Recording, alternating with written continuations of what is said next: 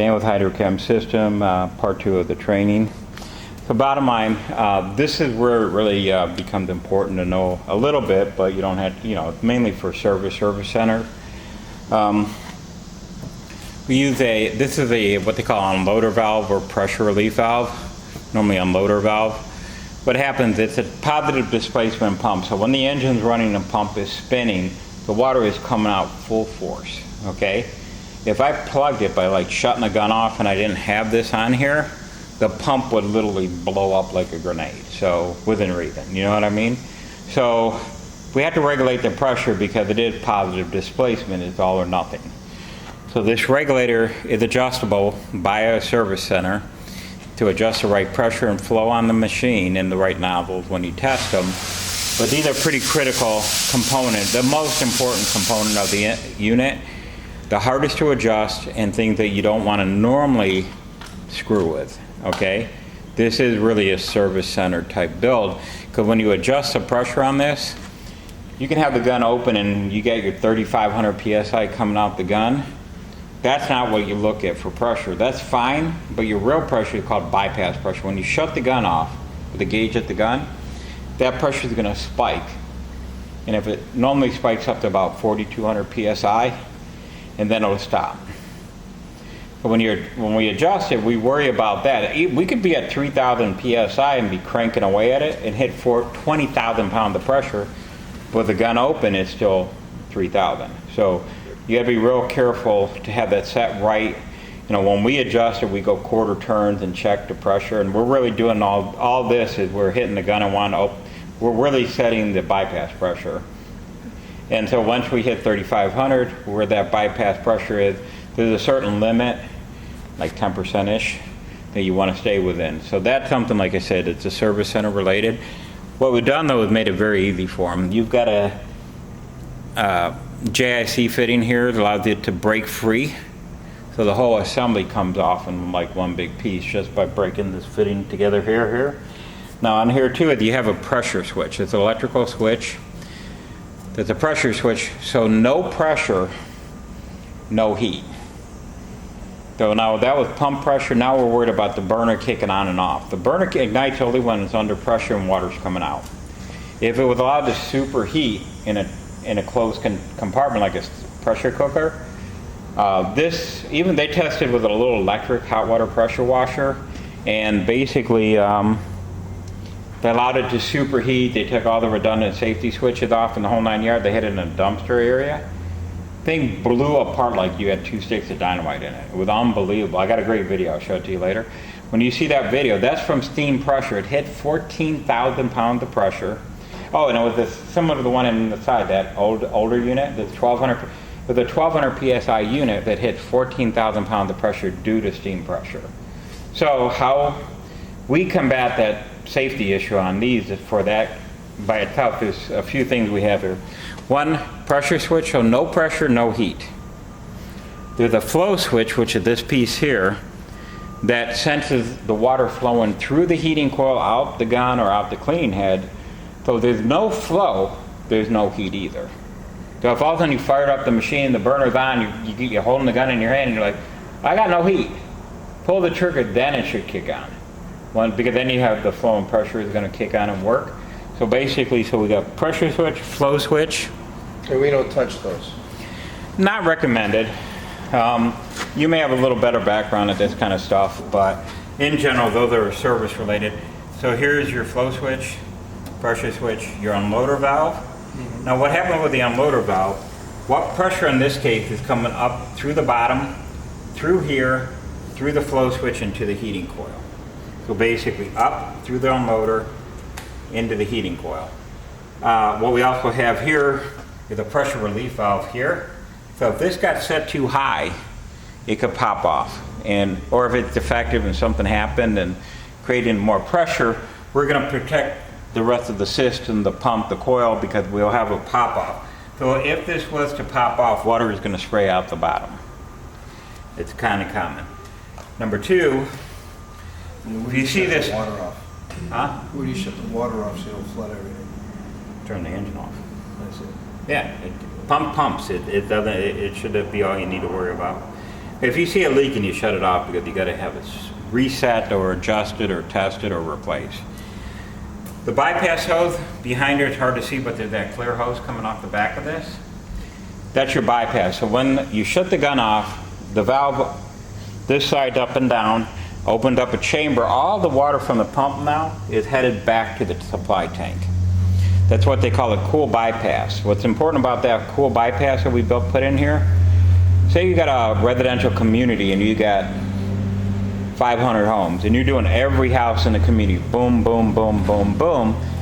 By having the cool bypass on, it allows you to keep the machine running from one house to the next house to the next house. Now, if you're gonna go 4 or 5 minutes away, shut the engine off.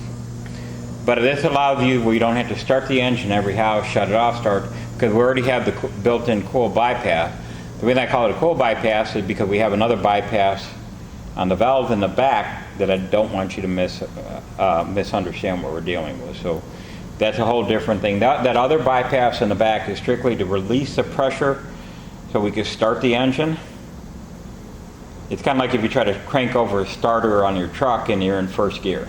And it's not designed to drive, the starter's not going to drive the truck, so it's not right. So basically, you have a few ways to release that pressure here when you start the engine from the unloader. Either pull a trigger on one of the 2 guns you have to hold the pressure open, or open the bypass in the back, or have one of the cleaning heads open. So you have to release the pressure for it to start.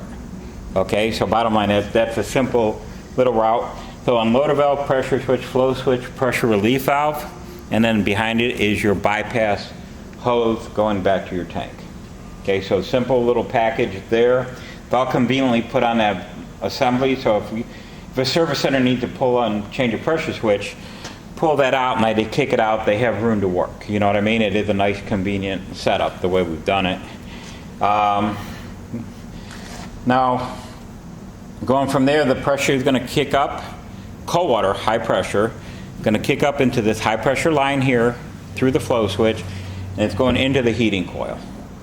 In the heating coil, you basically have a diesel-fired flamethrower that's heating the pipe inside there.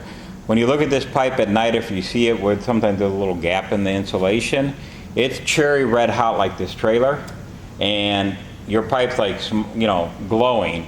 Water that your water in the tank is running through the pump, through those pipes, and that's how the water is getting hot. The flame from outside the pipe heating the pipe, and then the water getting heated.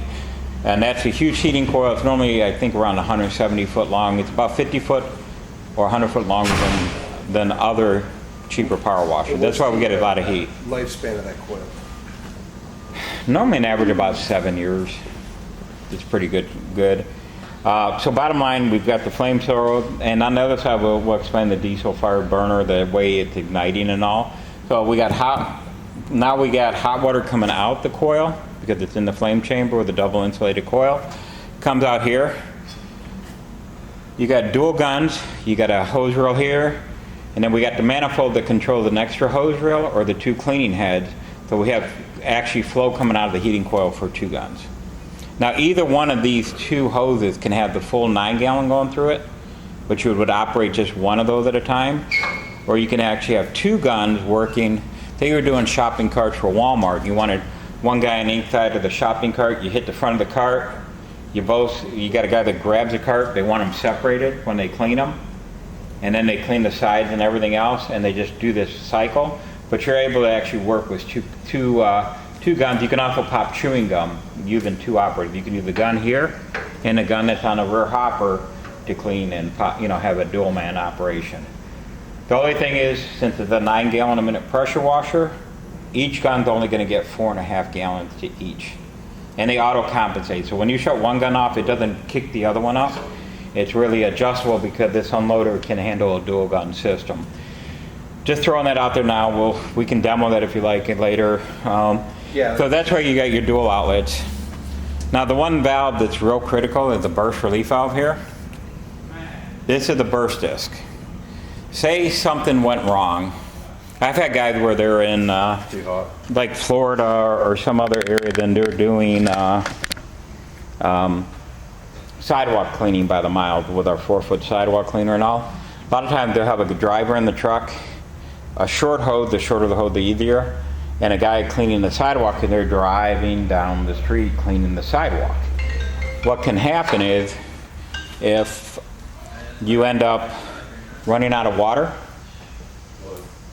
you might, or low on water and you go forward and then comes back, you might get a little bit of air in the system. If you get a little air, you might have this little steam burst of added. So it's just basically being low. So there's one effect that can burst this, you know, because we get into a steam pressure upgrade. If this pops, this valve here, safety valve, looks like a hose barb right there. Mm-hmm. If that pops, you want to replace it. And you could do that in the field with a socket. If you replaced it and it pops again and your tank is full of water, everything's in the right condition, shut down and go right to a service center and figure out why you're superheating. Because that's where you get that steam explosion issue that can happen. So you don't want that. So we have so many redundant safety devices: pressure switch, flow switch, high limit switch, and burst valve. It's for your protection. It costs us a fortune, but it's something that's going to extend the life of the machine, be safer. It's not taking any shortcuts. But this is very uncommon. This is rare. That can happen maybe once a year. Okay. All right. So, service center. Just find a good place to go to. We'll help you out with that. You don't need to wrap your head around this stuff. You just got to know when and if it is a problem that you address it. You know what I mean? And take it in.